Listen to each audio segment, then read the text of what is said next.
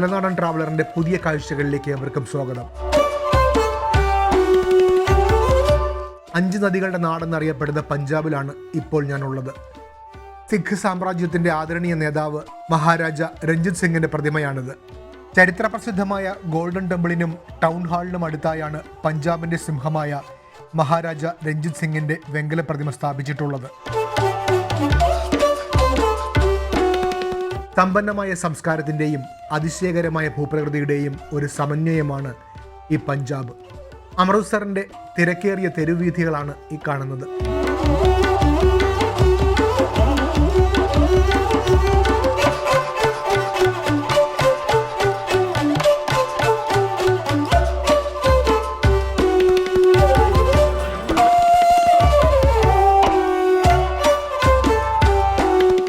ഇന്ത്യയുടെ സിഖ് പൈതൃകത്തിൻ്റെ ഹൃദയത്തിലൂടെയുള്ള യാത്രയിൽ ആദ്യം പോകുന്നത് ജാലിയൻ വാലാബാഗിലേക്കാണ്. ഈ കാണുന്ന ചെറിയ പാതയിലൂടെ കടന്നു വേണം ദേശീയ പ്രാധാന്യമുള്ള ചരിത്ര ഉദ്യാനത്തിലേക്കും ജാലിയൻ വാലാബാഗിലേക്കും നമുക്ക് എത്തിപ്പെടുവാൻ കഴിയുകയുള്ളൂ. റൗലറ്റ് നിയമത്തോടുള്ള പ്രതികരണത്തിൻ്റെ ഭാഗമായി വൈശാഖി ദിനത്തിൽ നടന്ന ജാലിയൻ വാലാബാഗ് കൂട്ടക്കൊലയിൽ കൊല്ലപ്പെട്ടവരുടെയും പരിക്കേറ്റവരുടെയും സ്മരണയ്ക്കായി സൂക്ഷിച്ചിരിക്കുന്നതാണ് ഈ ജാലിയൻ വാലാബാഗ്. പഞ്ചാബിലെ സുവർണ ക്ഷേത്രത്തിൻ്റെ തൊട്ടടുത്തായി 7 ഏക്കറിലാണ് ഇത് സ്ഥിതി ചെയ്യുന്നത്. ജാലിയൻ വാലാബാഗ് നാഷണൽ മെമ്മോറിയൽ ട്രസ്റ്റാണ് ഇത് നിയന്ത്രിക്കുന്നത്. 100ാം വാർഷികത്തിൻ്റെ ഭാഗമായി 2019-21 കാലഘട്ടത്തിൽ ഇതിനെ കേന്ദ്ര സർക്കാർ നവീകരിച്ചു.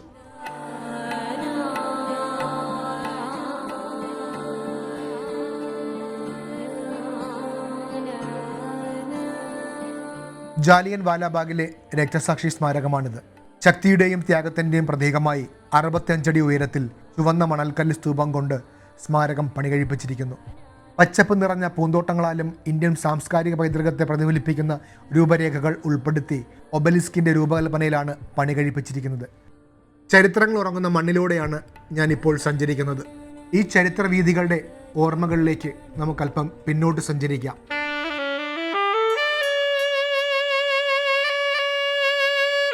1919 ബ്രിട്ടീഷ് കൊളോണിയൽ ഗവൺമെന്റ് ഇന്ത്യക്കാരെ വിചാരണ കൂടാതെ അറസ്റ്റ് ചെയ്യുവാനും തടങ്കലിൽ വയ്ക്കുവാനുമുള്ള റൗലറ്റ് നിയമം പാസാക്കുകയുണ്ടായി.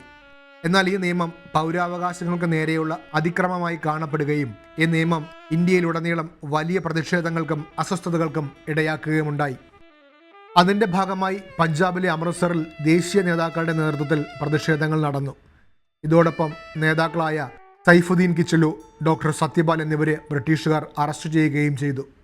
നേതാക്കളുടെ അറസ്റ്റിനും അടിച്ചമർത്തൽ നയങ്ങൾക്കുമെതിരെ പ്രതിഷേധിക്കുവാൻ 1919 ഏപ്രിൽ 13 ജാലിയൻ വാലാബാഗിൽ ഒരു വലിയ സമ്മേളനത്തിന് പദ്ധതിയിട്ടു.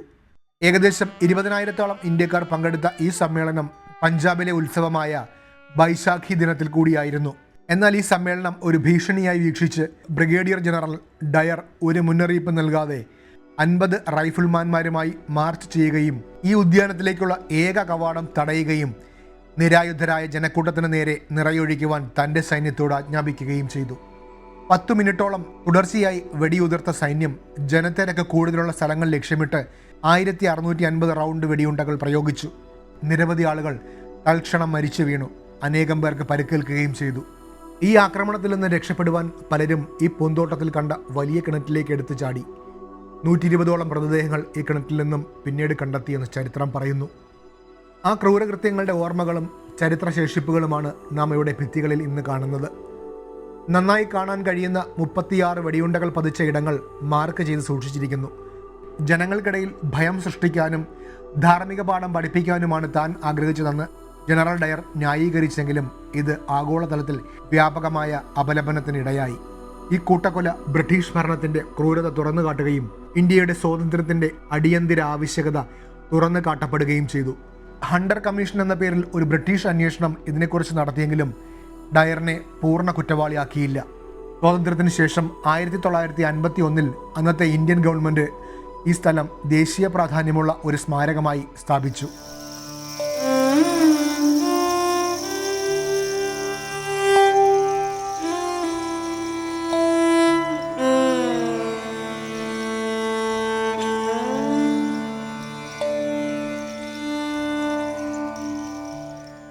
ഇന്ത്യൻ സ്വാതന്ത്ര്യ സമരത്തിൻ്റെ എഴുതപ്പെട്ടതും എഴുതപ്പെടാത്തതുമായ ഒത്തിരി ചരിത്രങ്ങൾ ഉറങ്ങുന്ന മണ്ണാണിത്.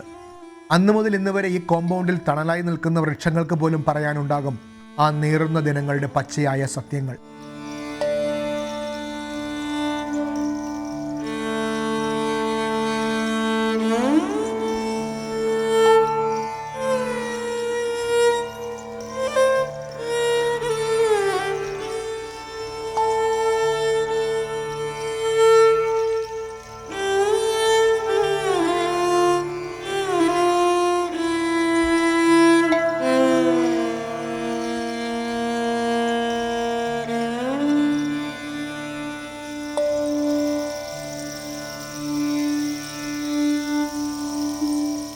ഈ ഉദ്യാനത്തിൻ്റെ വശത്തായി തന്നെ രക്തസാക്ഷി ഗാലറിയും മ്യൂസിയവും ഒക്കെ സ്ഥാപിച്ചിട്ടുണ്ട്.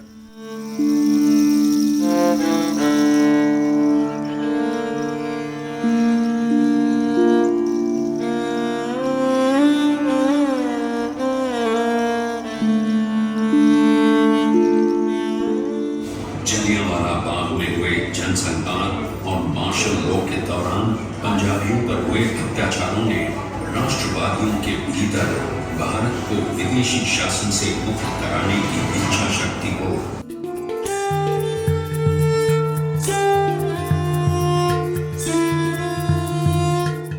ജാലിയൻവാലാബാഗ് കൂട്ടക്കൊലയെ അംഗീകരിച്ച പഞ്ചാബിലെ മുൻ ലഫ്റ്റനന്റ് ഗവർണർ മൈക്കിൾ ഒഡ്വേറെ കൊലപ്പെടുത്തി പ്രതികാരം ചെയ്ത ഉദ്ധം സിംഗ് ഇന്ത്യൻ വിപ്ലവകാരിയും ഇന്ത്യൻ സ്വാതന്ത്ര്യ സമരത്തിലെ ഒരു പ്രധാന വ്യക്തിയുമായിരുന്നു. ഉദ്ധം സിംഗിൻ്റെ ചിതാഭസ്മം അടങ്ങിയ കലശം ഓർമ്മയ്ക്കായി ഇന്നും മ്യൂസിയത്തിൽ സൂക്ഷിച്ചിട്ടുണ്ട്. അദ്ദേഹത്തിൻ്റെ ഒരു ഛായാചിത്രവും ഇതിന് തൊട്ടടുത്തായി തന്നെ നമുക്ക് കാണാൻ കഴിയും.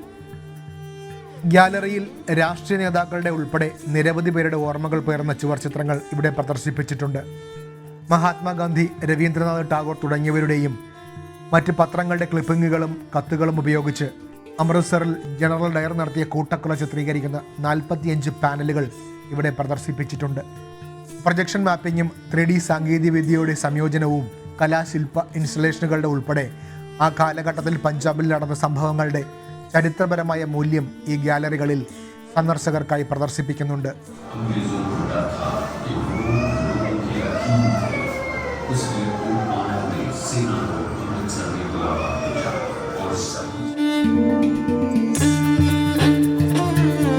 ബ്രിട്ടീഷ് ആധിപത്യത്തിൽ നിന്നും ഇന്ത്യയെ മോചിപ്പിക്കുവാനുള്ള പോരാട്ടത്തിൽ രക്തസാക്ഷിത്വം വരിച്ച ആയിരക്കണക്കിന് ദേശസ്നേഹികളുടെ രക്തത്താൽ കുതിർന്ന് ചുവന്നതാണ് ഈ മണ്ണ്.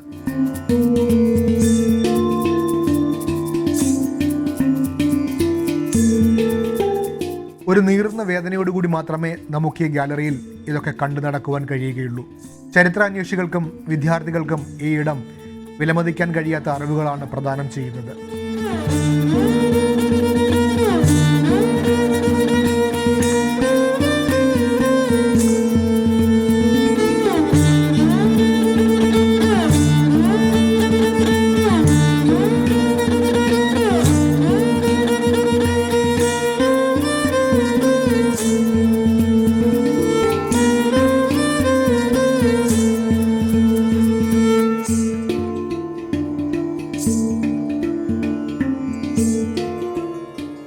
അമൃത്സറിലെ ജാലിയൻവാലാബാഗിലെ ഒരു പ്രധാന സവിശേഷതയാണ് അമർജ്യോതി.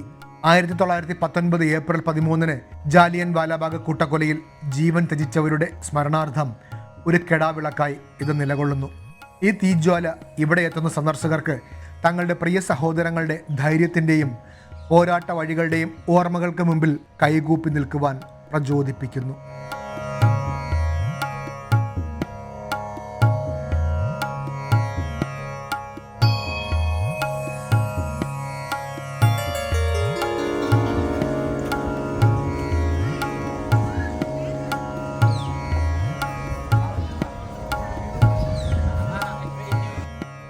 ഡയറിൻ്റെ കൂട്ടക്കൊലയ്ക്കിരയായ 120 പേരുടെ മരണം നടന്ന രക്തസാക്ഷി കിണർ രക്തസാക്ഷി സ്മാരകമായി നിലനിർത്തിയിരിക്കുന്നു. അമേരിക്കൻ വാസ്തുശില്പി ബെഞ്ചമിൻ പോൾക്ക് രൂപകൽപ്പന ചെയ്ത സ്മാരകം 1961 ഉദ്ഘാടനം ചെയ്യപ്പെട്ടു.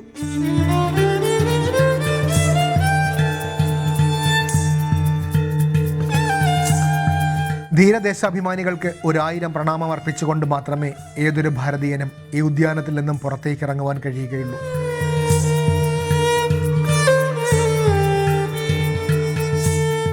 പഞ്ചാബിലെ ജാലിയൻ വാലാബാഗിന്റെ കാഴ്ചകൾക്ക് ശേഷം ഞങ്ങൾ പോയത് അമൃത്സറിൽ സ്ഥിതി ചെയ്യുന്ന ഒരു ഹിന്ദു ക്ഷേത്രമായ ദുർഗിയാന തീർത്ത് ടെമ്പിൾ കാണാനാണ്.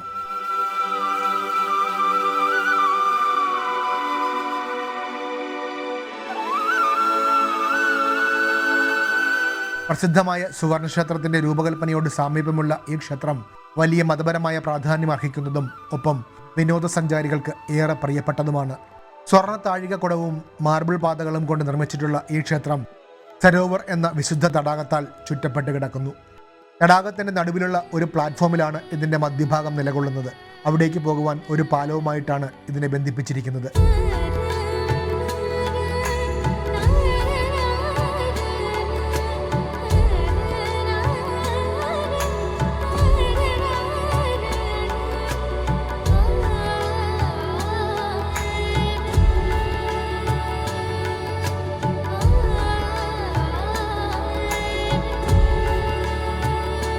ദുർഗാദേവിയാണ് പ്രധാന ദേവത.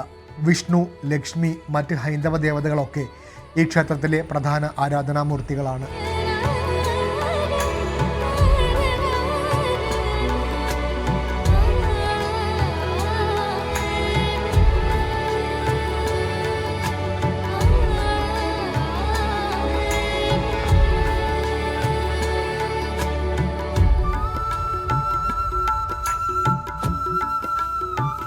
തൊട്ടടുത്തായി തന്നെ ഒരു ഹനുമാൻ മന്ദിറും നമുക്ക് കാണാൻ കഴിയും.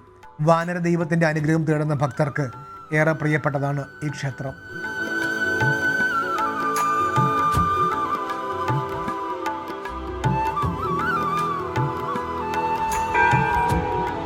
ആയിരത്തി 1921 ഹർസായി മൽക്കപൂർ സ്ഥാപിച്ച ഈ ക്ഷേത്രം 16-ാം നൂറ്റാണ്ടിൽ നിർമ്മിച്ചതാണെന്ന് കണക്കാക്കപ്പെടുന്നു.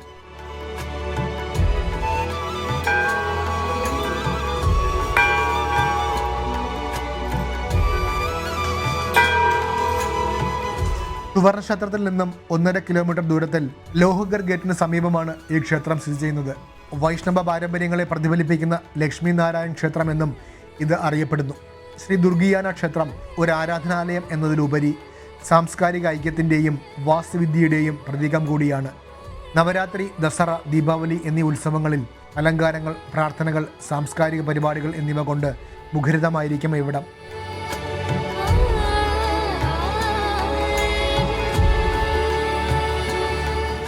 പഞ്ചാബിലെ അമൃത്സറിൽ സ്ഥിതി ചെയ്യുന്ന ഒരു കോട്ടയാണ് കില ഗോബിന്ദ്ഗഡ് അഥവാ ഗോബിന്ദ്ഗഡ് ഫോർട്ട് എന്നും ഇതറിയപ്പെടുന്നു. ഈ പ്രദേശത്തിൻ്റെ സമ്പന്നമായ സാംസ്കാരികവും സൈനികവുമായ പൈതൃകത്തിൻ്റെ അടയാളം കൂടിയാണ് ഈ കോട്ട.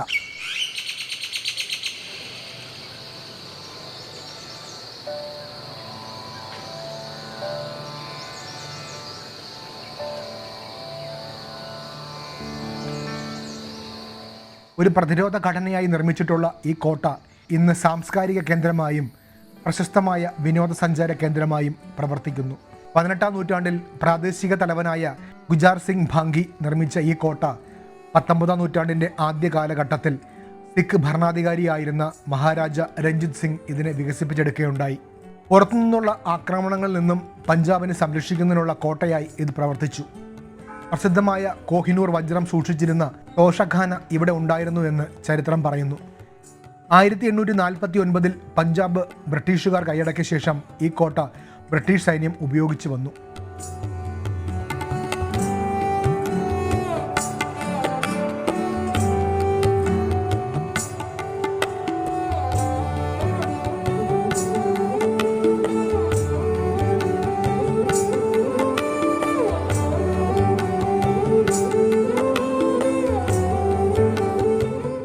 ഇതിഹാസ സിഖ് ജനറലായിരുന്ന ഹരിസിംഗ് നൽവയുടെ പേരിലാണ് കോട്ടയുടെ പ്രവേശന കവാടം. ഇത് വാസ്തുവിദ്യ രൂപകൽപ്പനകൾ കൊണ്ട് നിറഞ്ഞതും കോട്ടയുടെ പ്രതിരോധ ലക്ഷ്യം വിളിച്ചു പറയുന്നതുമാണ്. കോട്ടയുടെ കരുത്തുറ്റ മതിൽക്കെട്ടുകളും വിശാലമായ കിടങ്ങുകളും നടുമുറ്റവുമൊക്കെ സന്ദർശകർക്ക് ഒരു നവ്യാനുഭവം സമ്മാനിക്കുന്നു. കോട്ടയുടെ ഉള്ളിലേക്ക് നമ്മൾ കടക്കുമ്പോൾ തന്നെ വശങ്ങളിലൊക്കെ തടവുകാരുടെ സെല്ലുകളൊക്കെ നമുക്ക് കാണുവാൻ കഴിയും. നടുമുറ്റത്ത് ഇരുമ്പ് വേലി കൊണ്ട് സംരക്ഷണ ഭിത്തി തീർത്ത ഒരു വലിയ കിണർ പോലുള്ള പ്രദേശവുമുണ്ട്. ധാരാളം വിദ്യാർത്ഥികളും സഞ്ചാരികളും ഈ ചരിത്ര സ്മാരകം കാണാൻ ഇവിടെ എത്താറുണ്ട്. പണ്ടുകാലത്ത് ഉപയോഗിച്ചിരുന്ന ചെറുതും വലുതുമായ നിരവധി ഭീരങ്കികളും മറ്റു ആയുധങ്ങളുമൊക്കെ ഇവിടെ അതുപോലെ തന്നെ നിലനിർത്തിയിട്ടുണ്ട്. വിശാലമായ മുറ്റം, രാജഭരണത്തിൻ്റെ പ്രൗഢി വിളിച്ചോതുന്നതാണ്. ഒരു യുദ്ധ മ്യൂസിയവും മഹാരാജ രഞ്ജിത് സിംഗിന് സമർപ്പിച്ചിരിക്കുന്ന ഗ്യാലറിയും ഒക്കെ അടങ്ങിയ ഒന്നിലധികം മ്യൂസിയങ്ങൾ ഇതിനകത്തുണ്ട്. പരമ്പരാഗത കരകൗശല വസ്തുക്കൾ മുതൽ പഞ്ചാബിൻ്റെ തനത് കലകൾ വരെ പല സമയങ്ങളിൽ ഇവിടെ അവതരിപ്പിക്കപ്പെടാറുണ്ട്. സമയക്കുറവ് മൂലം ഗ്യാലറി കാഴ്ചകൾ എനിക്ക് കാണാൻ കഴിഞ്ഞില്ല.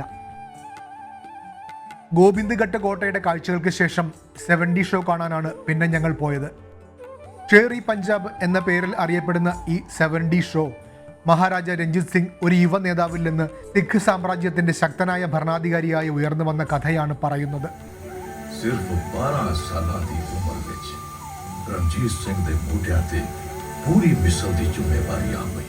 അദ്ദേഹത്തിന്റെ സൈനിക തന്ത്രങ്ങൾ, മതേതര ഭരണം, പഞ്ചാബിനെ ഒന്നിപ്പിക്കുന്നതിനുള്ള സംഭാവനകളെല്ലാം ഈ തിയേറ്റർ ഷോയിലുണ്ട്. 3D വിഷ്വലുകൾ, മോഷൻ ഇഫക്റ്റുകൾ, ഓഡിയോ ഇഫക്റ്റുകൾ, കാറ്റ്, വെള്ളം, വൈബ്രേഷനുകൾ എന്നിവയെല്ലാം സംയോജിപ്പിച്ച് ഒരു 7 ഡൈമെൻഷണൽ സിനിമാറ്റിക് അനുഭവമാണ് ഈ ഷോ സന്ദർശകർക്ക് നൽകുന്നത്. ഹിന്ദിയിലും പഞ്ചാബിലും ഇംഗ്ലീഷിലും ഈ ഷോ ലഭ്യമാണ്. പഞ്ചാബിൻ്റെ സാംസ്കാരിക ഹൈലൈറ്റുകൾ, അതിൻ്റെ പാരമ്പര്യങ്ങളും ഉത്സവങ്ങളും കലകളുമൊക്കെ ഇതിലൂടെ അടുത്തറിയാൻ ഈ ഷോ നമ്മെ സഹായിക്കുന്നു. ചലിക്കുന്ന ചിത്രങ്ങൾക്ക് അനുസരണമായി പ്രവർത്തിക്കുന്ന സീറ്റുകളൊക്കെ ഈ ഷോയെ കൂടുതൽ ആകർഷകമാക്കുന്നു. കുട്ടികൾക്ക് ഏറെ പ്രിയപ്പെട്ടതാണ് ഇത്തരം ഷോകൾ. ഗോബിന്ദ്ഘട്ട് കോട്ടയും സിഖ് സാമ്രാജ്യവുമായി ബന്ധപ്പെട്ട ധീരത, പ്രതിരോധം, പാരമ്പര്യം എന്നിവയൊക്കെ ഈ 70 ഷോയിലൂടെ കടന്നു വരുന്നുണ്ട്. പഞ്ചാബിലെത്തുന്ന ഏതൊരു സഞ്ചാരിയും കണ്ടിരിക്കേണ്ട ഈ ഷോ വിനോദത്തിനപ്പുറം പഞ്ചാബിന്റെ ആത്മാവിലേക്കുള്ള ഒരു വൈകാരികമായ പഠനയാത്ര കൂടിയാണ്.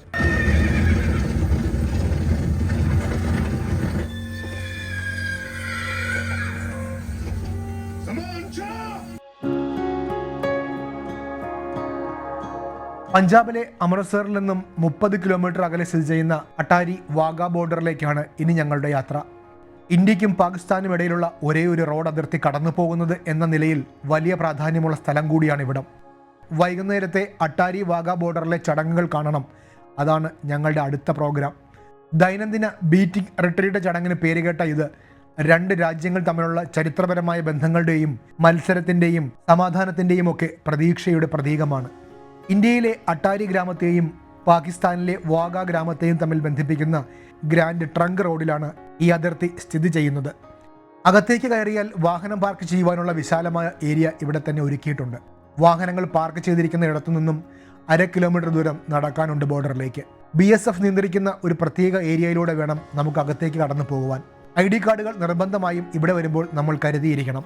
സ്ത്രീകൾക്കും പുരുഷന്മാർക്കും പ്രത്യേകം ഏരിയയിലൂടെ സുരക്ഷാ പരിശോധനകൾ കഴിഞ്ഞ് അകത്തേക്ക് പ്രവേശിക്കാൻ കഴിയും. ബോർഡർ സെക്യൂരിറ്റി ഫോഴ്സ് അഥവാ BSF ഇന്ത്യൻ ഭാഗം നിയന്ത്രിക്കുമ്പോൾ പാകിസ്ഥാൻ റേഞ്ചേഴ്സ് അവരുടെ ഭാഗവും നിയന്ത്രിക്കുന്നു. ഇരുവശവും വേലി കെട്ടിത്തിരിച്ച നടപ്പാതയിലൂടെ നടന്നു വേണം ബോർഡറിലേക്ക് പോകുവാൻ. പോകുന്ന വഴിവക്കിൽ BSFന്റെ പ്രതിരോധ നിരയിലെ വലിയ വാഹനങ്ങളൊക്കെ നമുക്ക് കാണുവാൻ കഴിയും. ഒപ്പം മനോഹരമായ ചിത്രങ്ങൾ എടുക്കുവാനുള്ള സൗകര്യവും BSF നമ്മെ അനുവദിക്കുന്നുണ്ട്. വളരെ മനോഹരമായി തന്നെയാണ് ഈ അതിർത്തിയും പരിസരങ്ങളും BSF പരിപാലിച്ചിരിക്കുന്നത്. 1947 ഇന്ത്യ വിഭജന സമയത്ത് വാഗ ഒരു പ്രധാന പോയിന്റായിരുന്നു. 2 രാജ്യങ്ങൾക്കുമിടയിൽ സഞ്ചരിക്കുന്ന അഭയാർത്ഥികളുടെ ഒരു ട്രാൻസിറ്റ് ഹബ്ബായി ഇത് പ്രവർത്തിച്ചിരുന്നു. ഇന്ന് ഇരു രാജ്യങ്ങളുടെയും ദേശീയ അഭിമാനത്തിൻ്റെയും പ്രതിഫലനത്തിൻ്റെയും ഒക്കെ ഇടമായി ഈ അട്ടാരി വാഗ ബോർഡറുകൾ മാറി. ബീറ്റിംഗ് റിട്രീറ്റ് ചടങ്ങാണ് ഇവിടുത്തെ പ്രധാന കാര്യപരിപാടി. അത് ലൈവായി കാണുവാൻ വേണ്ടിയാണ് ഈ കാണുന്ന ജനസാഗരം ഇവിടേക്ക് കടന്നു വന്നിരിക്കുന്നത്.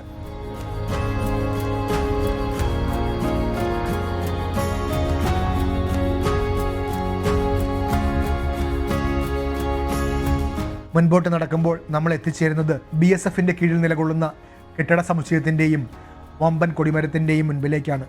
ഇവിടേക്ക് കടന്നു വരുമ്പോൾ തന്നെ ദേശസ്നേഹം തുളുമ്പുന്ന ഗാനങ്ങളും ചലച്ചിത്ര രംഗങ്ങളുമൊക്കെ മൾട്ടി സ്ക്രീനുകളിൽ ഇവിടെ പ്രദർശിപ്പിച്ചിരിക്കുന്നത് കാണാൻ കഴിയും. ഇവിടെയും നിന്ന് ഫോട്ടോകൾ എടുക്കുവാൻ നമുക്ക് അവസരമുണ്ട്.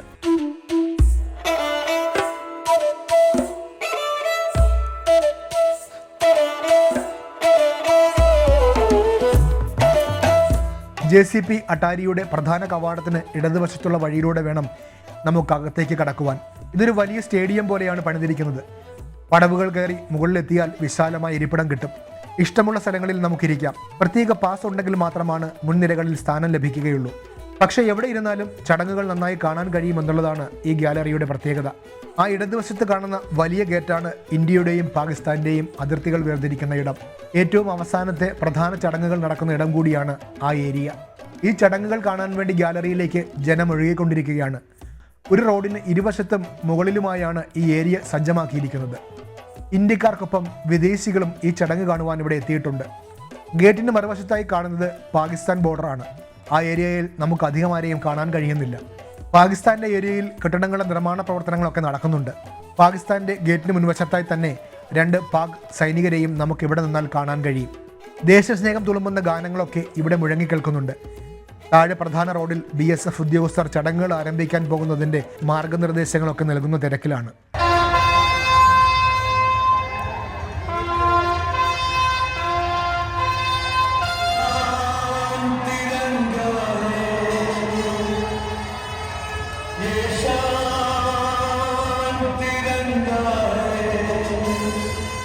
ത്രിവർണ്ണ പതാക കയ്യിലേന്തിയ സൈനികർ അത് ഉയർത്തി നമ്മെ ആവേശഭരിതരാക്കുന്ന കാഴ്ചയാണിത്. അതിനുശേഷം അദ്ദേഹം ആ പതാകകൾ സ്റ്റേഡിയത്തിൻ്റെ ഒരു സൈഡിൽ ഒരുക്കി നിർത്തിയിട്ടുള്ള സ്ത്രീകൾക്ക് സമ്മാനിക്കുന്ന സുന്ദരമായൊരു കാഴ്ചയാണിത്.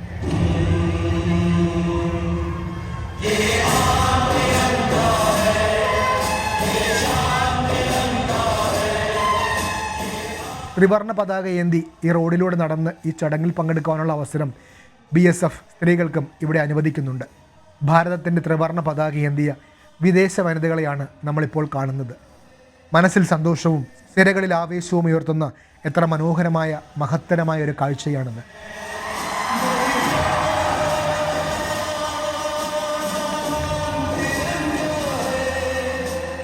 ദേശീയ പതാക ഏന്തിയ സ്ത്രീകളും കുട്ടികളുമൊക്കെ ഗംഭീരമായ സംഗീതത്തിനൊപ്പം നൃത്തം വെച്ചുകൊണ്ട് റോഡിലൂടെ സഞ്ചരിക്കുന്ന മനോഹര കാഴ്ചകൾ ഈ ഗ്യാലറിയിൽ ഇരുന്നാൽ നമുക്ക് കാണുവാൻ കഴിയും. വെള്ള വസ്ത്രങ്ങളും ത്രിവർണ്ണ പതാകയുടെ ഷാളുകളും അണിഞ്ഞ് കുട്ടികളും ഒരു വശത്ത് നൃത്തം വയ്ക്കുന്നുണ്ട്. നേരിയ മഴ പെയ്യുന്നുണ്ടെങ്കിലും അതിനൊന്നും ഇവിടെ സ്ഥാനമില്ല എന്ന മട്ടിലാണ് എല്ലാവരും ഈ കാഴ്ചകൾക്കായി ഇവിടെ ഒത്തുചേർന്നിരിക്കുന്നത്.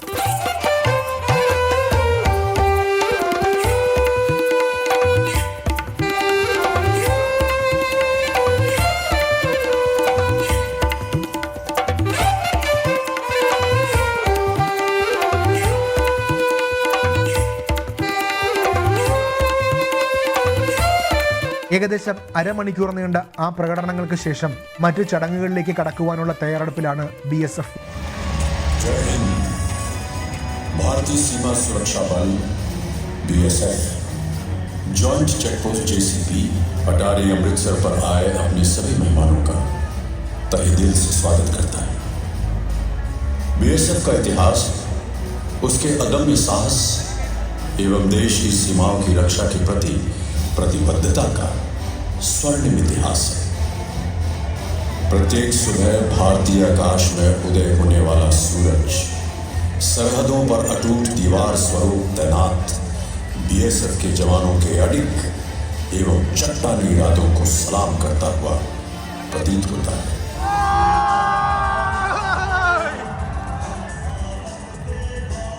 ത്രിവർണ്ണ പതാകയും BSF പതാകയും ഏന്തിയ വനിതകളുടെ പരേഡ് ഈ ഗ്രൗണ്ടിലൂടെ നടക്കുകയാണ്. ഗ്യാലറിയിലിരിക്കുന്ന ഭാരതീയരെ ആവേശഭരിതരാക്കുന്ന തിരക്കിലാണ് താഴെയുള്ള BSF ജവാൻ. BSFൻ്റെ പല വിഭാഗങ്ങളുടെ പരേഡുകൾ ആകാംക്ഷയോടെയാണ് നമ്മളെല്ലാവരും കണ്ടുകൊണ്ടിരിക്കുന്നത്.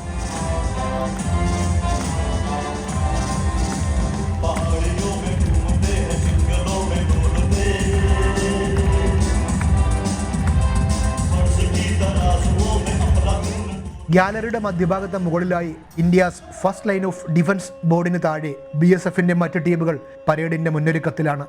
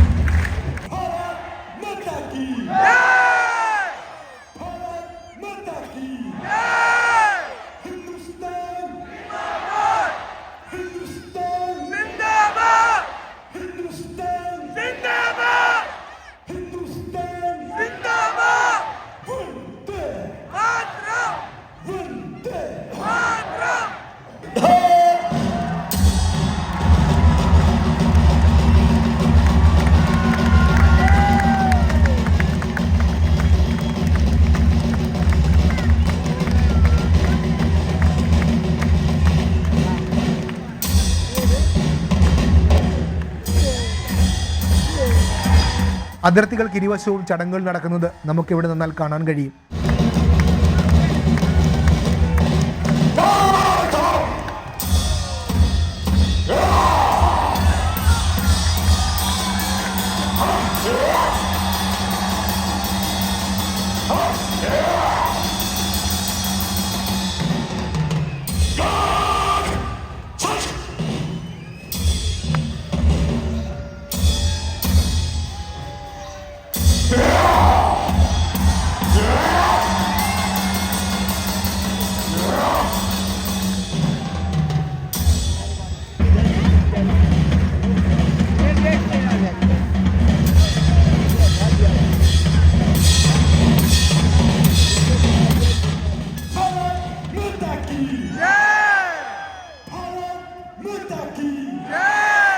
ചടങ്ങുകളുടെ ഭാഗമായി അഭ്യാസ പ്രകടനങ്ങളുമൊക്കെ അരങ്ങേറുന്നുണ്ട്.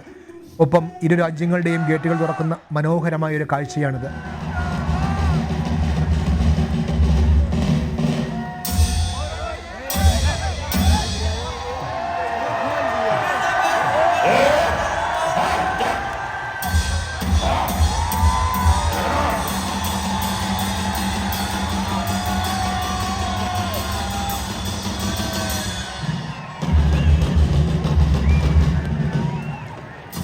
ഗേറ്റുകൾ പൂർണ്ണമായും തുറന്ന ശേഷം ഇരു രാജ്യങ്ങളിലെയും സൈനികർ പരസ്പരം കൈകൊടുത്ത് സല്യൂട്ട് ചെയ്യുകയാണ്.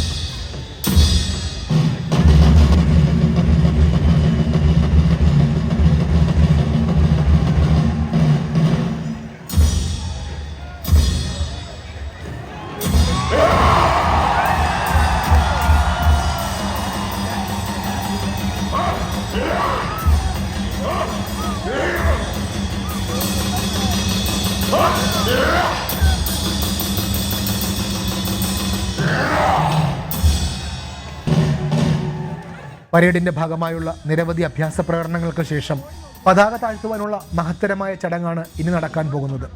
ഒരു പ്രത്യേക കല തന്നെയാണ് ഈ പരേഡും അതിൻ്റെ പ്രകടനങ്ങളും. ഏതൊരു ഭാരതീയൻ്റെ ഉള്ളിലും ചോര തിളയ്ക്കുന്ന രീതിയിലാണ് ഇവിടെ എത്തിയാൽ ഈ ചടങ്ങുകൾ നമ്മെ കൊണ്ടെത്തിക്കുന്നത്. അത്രയ്ക്ക് മഹത്തരവും ദേശസ്നേഹം തുളുമ്പുന്നതുമാണ് BSFന്റെ മേൽനോട്ടത്തിൽ നടക്കുന്ന ഈ ബീറ്റിംഗ് റിട്രീറ്റ് ചടങ്ങ്. ഏകദേശം 45 മിനിറ്റുകളാണ് ഈ ചടങ്ങുകൾക്കായി ഇരു രാജ്യങ്ങളും നൽകിയിരിക്കുന്നത്. ഇരു രാജ്യങ്ങളുടെയും പതാക താഴ്ത്തുന്ന സുന്ദരമായ കാഴ്ചയാണിത്.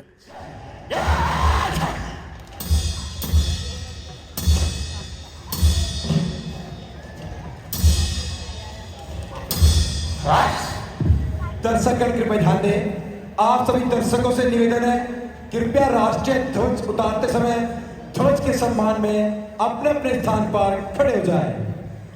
हिंदुस्तान हिंदुस्तान हिंदुस्तान जिंदाबाद जिंदाबाद।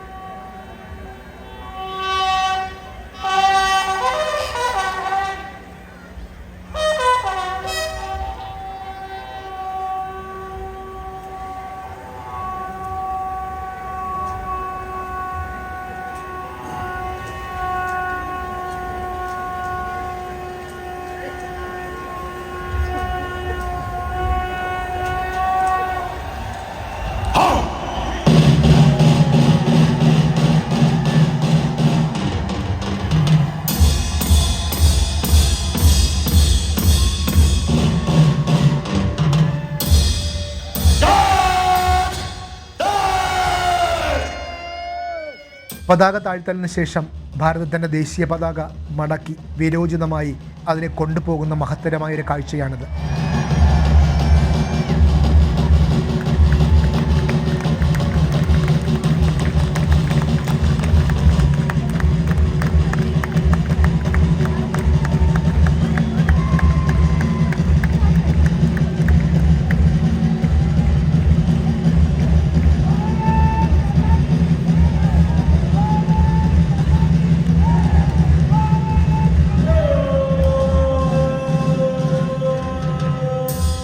പതാക താഴ്ത്തലിന് ശേഷം ഇരുവശത്തെയും ഗേറ്റുകൾ അടയ്ക്കുന്ന ചടങ്ങാണ് ഇനി നടക്കാനുള്ളത്.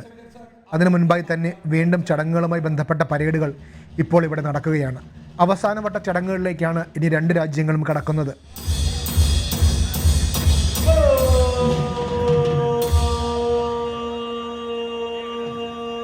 ഇരു രാജ്യത്തെയും സൈനികർ പരസ്പരം ഹസ്തദാനവും സല്യൂട്ടും നൽകി തങ്ങളുടെ അതിർത്തി ഗേറ്റുകൾ അടയ്ക്കുന്ന കാഴ്ചയാണ് ഇക്കാണുന്നത്.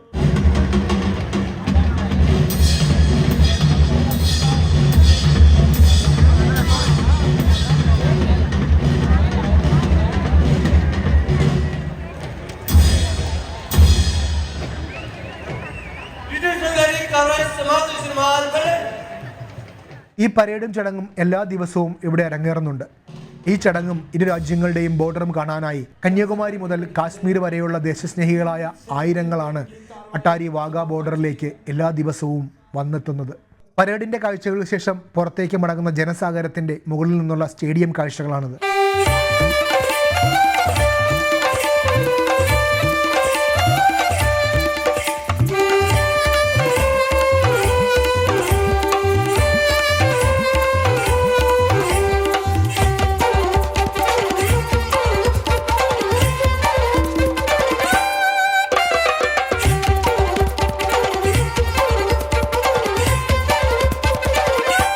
വേൾഡ് വാർ സെക്കൻഡിലും ഇൻഡോ പാക് യുദ്ധങ്ങളിലും ഉപയോഗിച്ച ഭീരങ്കിയാണിത്. BSF ഇതൊരു ചരിത്ര ശേഷിപ്പായി അട്ടാരി ബോർഡറിൽ സംരക്ഷിച്ചിരിക്കുകയാണ്.